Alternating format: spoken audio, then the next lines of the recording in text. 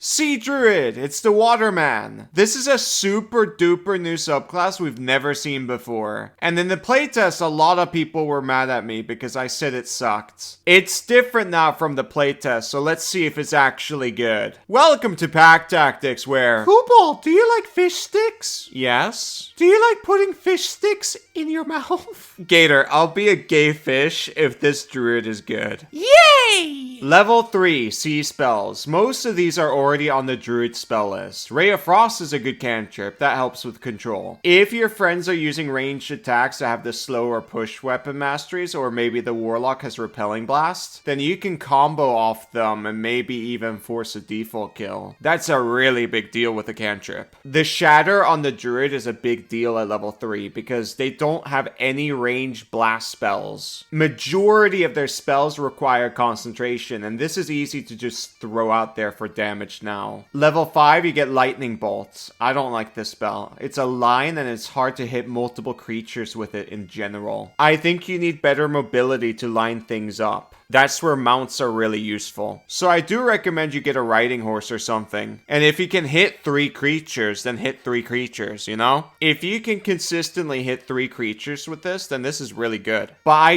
doubt you'll be able to do it. Oh, the marshal's in the way. That's why I like Fireball. Fireball big, easier to control. Boom. Also, I don't really need to maneuver much to get an angle. If you see you can hit 5 enemies and there's a marshal in the way, just lightning bolt them anyways.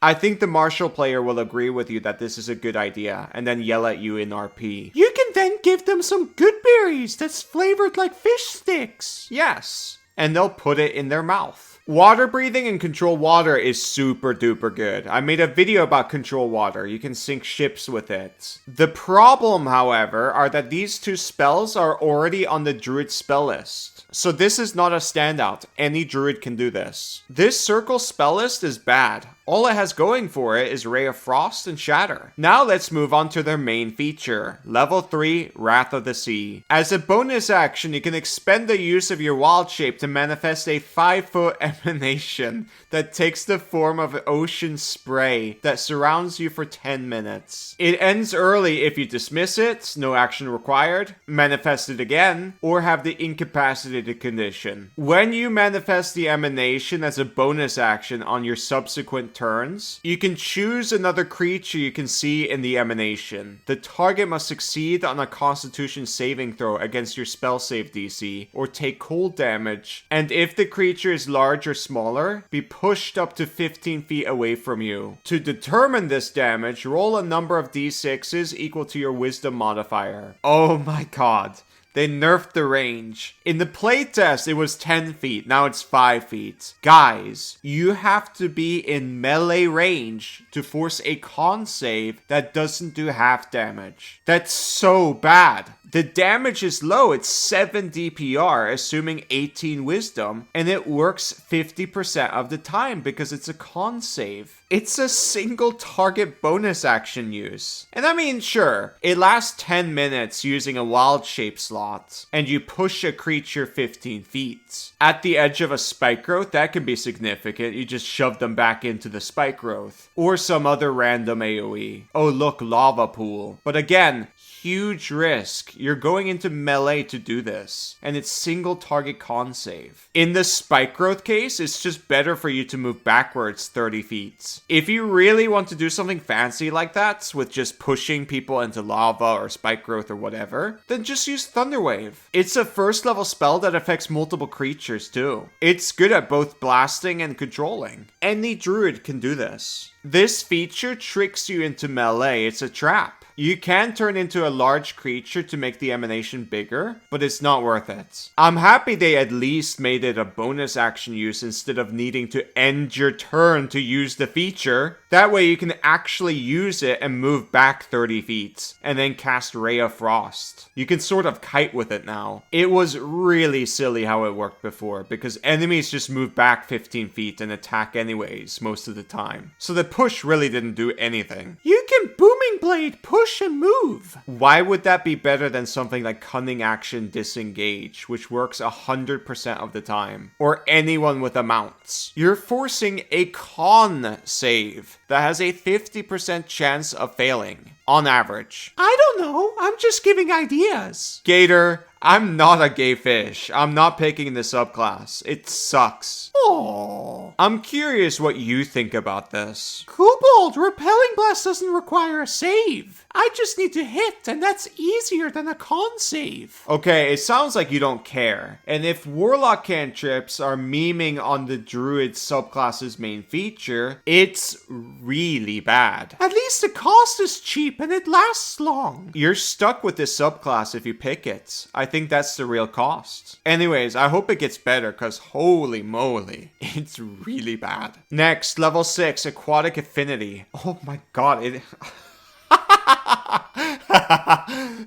The size of the emanation created by your Wrath of the Sea increases by 10 feet. That's not an additional 10 feet increase, by the way. That's just 10 feet. In addition, you gain a swim speed equal to your speed. This should have been a level 3 feature. What is this doing here? At least you don't need to fully be within melee range. But if it's a large creature, you're in melee. Kobold, you're gonna love the next one. World Anvil? Yeah! World Anvil is a world building tool where you can create anything you want, like Gatorland. Beast! So if you like writing or creating stuff in general, this is a very powerful tool and it's very good at guiding you to things you should do next. You're always making something. I have a friend who is hooked on this and they're doing all sorts of stuff. Writing the world, making little stories to make it alive, civilization, history, war, and so on. They DM with this world, which is super cool. But there's more. Like, even if you're not a world builder, you're just a DM who likes to run settings, this is still useful for you. For example, Chapter 5 in the DMG is all about the Greyhawk world setting, and it gives you a lot of ideas about Greyhawk. But obviously you want even more stuff. Look what I found on World Anvil. This is the free city of Greyhawk that functions like Google Maps. And it's got even more information. That's more things for your players to interact with. I highly recommend checking out World Anvil. There's a lot of really cool things here with a dedicated community who loves storytelling. Use the code PACK at the checkout and you'll get a 51% off any yearly subscription. Back to the video. Level 10, Stormborn. We finally get something. Flight equal to your speed, resistance to cold lightning and thunder damage. You have to have your Wrath of the Sea active. I don't know what flying has to do with the sea, but whatever. I can fly up and cast spells. That's clearly really good. I don't care about the sea theme anymore. I just want something that's good, and this is something that's good. For memes, I can turn into a gator and fly around. Kobold, you can't cast spells in gator form! Yeah, that sucks. It would have been an awesome concept build. Anyways, fly up and avoid melee. Most creatures who do have ranged attacks do less damage at range than in melee. So this defensively is huge. Something to note, this isn't a huge standout because flying races exist, but I always assume they're banned. Anyone with proficiency in Tinker's tools and Arcana can craft a Broom of Flying. It takes 10 days for 200 gold. It's half the time if someone helps, like a party member or a skilled hireling. Also, every druid can fly at level 8 with Wild Shape Giant Eagle. But it's not as strong, obviously. Stormbringer is better. But Stars Druid is actually better at flying. They have less speed, it's only 20 feet. But they have the advantage where they can lay prone in the sky because of hover. So that means all ranged attacks have disadvantage. I might have made a video about it. Link in the description if I did. I'm still not convinced that Sea Druid is good. Capstone, level 14, Oceanic Gifts. Instead of manifesting the emanation of Wrath of the Sea around yourself, you can manifest it around one willing creature within 60 feet of yourself. That creature gains all the benefits of the emanation and uses your spell save DC and wisdom modifier for it. In addition, you can manifest the emanation around both the other creature and yourself if you expend 2 uses of your Wild Shape instead of 1 when manifesting it. Double the power, 2 people can fly fly around. This is a bit expensive, but I don't think it's going to be a problem. Very good capstone. I think this is an extremely boring subclass that finally gets good at level 10. I am genuinely surprised that anyone thinks the level 6 subclass feature looks fun. And this subclass is going all in on the wild shape feature that starts off super badly. The C spell list really isn't doing much of anything for this subclass. And I'm not saying that C subclasses are bad. Fathomless Warlock exists, and I rated it the best Warlock subclass. It's fantastic, good spells and good features. I've made 2 videos about them, link in the description. But C Druid sucks. This made me want to play Fathomless Warlock if anything. End the video. If you liked this video, please like, comment, and subscribe. Don't forget to check out World Anvil. Thank you for watching. Bye bye!